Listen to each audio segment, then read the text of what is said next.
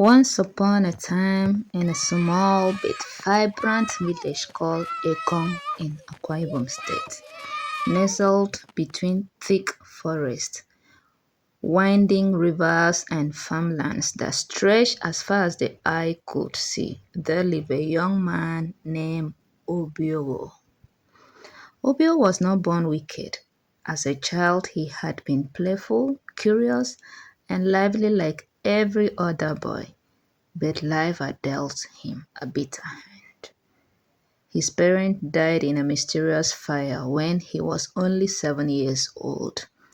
From that day, the village elders neglected him.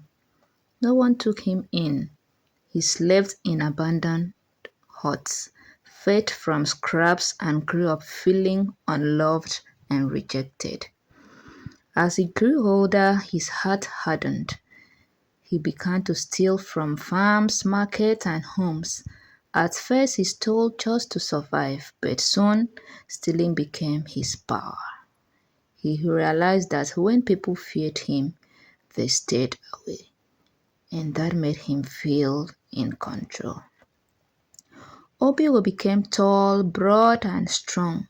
His eyes were sharp like a hawk's, and his voice sent chills down people's spines. He moved mostly at night wearing a dark cloth wrapped around his face. People claimed he had supernatural powers. Some said he could disappear into thin air. Others whispered that he could command wild animals. Soon, Obiwo was no longer just a thief. He became a terror. If a farmer harvested plenty of yams, Obiwo would appear before dawn and take them all. If a wealthy merchant returned from Uyo with bags of goods, Obiwo would ambush him on the road. If a family prepared for a wedding, Obiwo would storm in and scatter everything. The entire village lived in fear. Children were warned, if you misbehave, Obiwo will come for you. Mothers locked their doors early. Fathers carried machetes but still trembled at the mention of his name. Even the village elders, who were supposed to be brave, avoided confronting him. No one dared challenge Obiwo. One rainy night, during a powerful thunderstorm, a woman named Mama Basiama went into labor. Her husband, Papanse, was a humble palm wine tapper. They were not rich, but they were known for their kindness. As Mama Abasema gave birth, lightning struck a large irogo tree near their house. The entire village felt the ground shake. When the baby finally cried, the rain suddenly stopped, and the sky became calm. The child was a girl. They named her Anifiok, which means who knows. From the moment she was born, something about Anifiok was different. She rarely cried. Even as a baby, she stared at people with deep knowing in her eyes. When other babies feared loud noises, she remained calm. When strange visitors came, she did not flinch. The village priestess, Auntie Egbo, visited the family and said, "This child is not ordinary. She was sent here for a great purpose." As Anivia grew, her uniqueness became more evident. She spoke earlier than other children. She asked deep questions like, why do people hate and why do bad things happen? She was gentle, but her presence commanded respect. Most importantly, Anifiok feared nothing. When other children ran from shadows, she walked through them boldly. When people spoke of Obiogo in trembling voices, she listened quietly without shaking. And when others wanted to stay indoors, she still helped her parents fetch water, sweep the compound, and run errands. Her mother often told her, "Anifiok, be careful, Obiogo is dangerous." But Anifiok always replied softly, "Mama, I'm not afraid of him. God is with me." Years passed and Efio grew into a bright, beautiful, and wise young girl.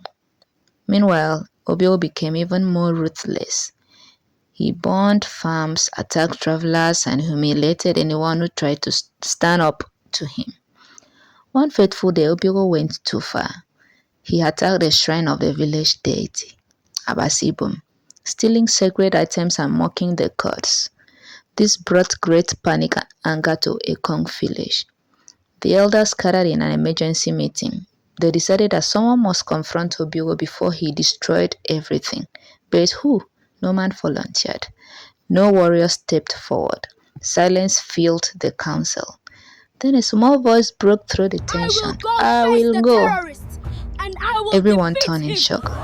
It was Anefiok. Gasps filled the air.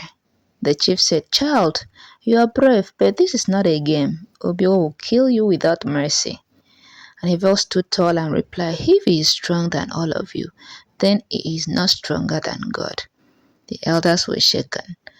They tried to stop her, but Evel was firm. That evening, she prepared herself. She bathed in sacred water, prayed quietly, and wore a simple white wrapper symbolizing purity and truth.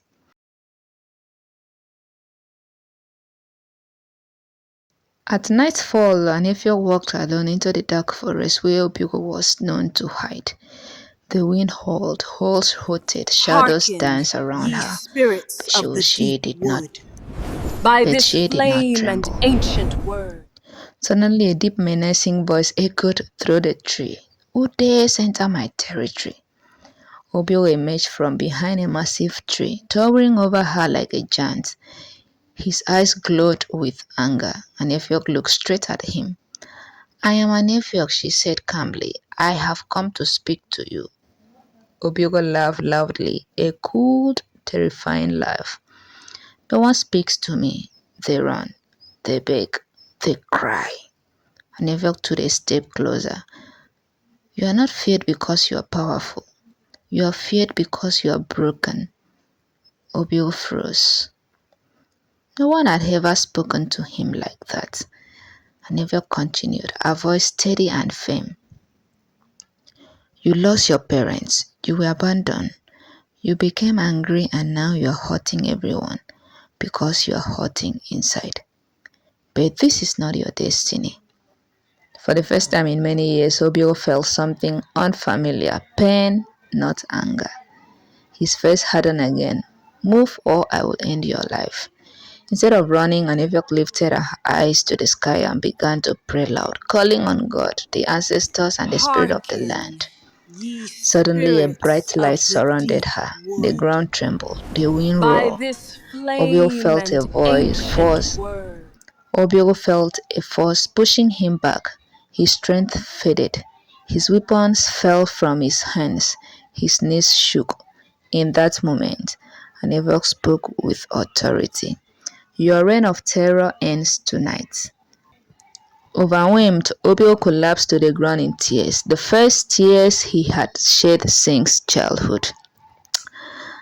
At dawn, Aniviok returned to the village, walking beside a broken but humble Obio. The people were shocked.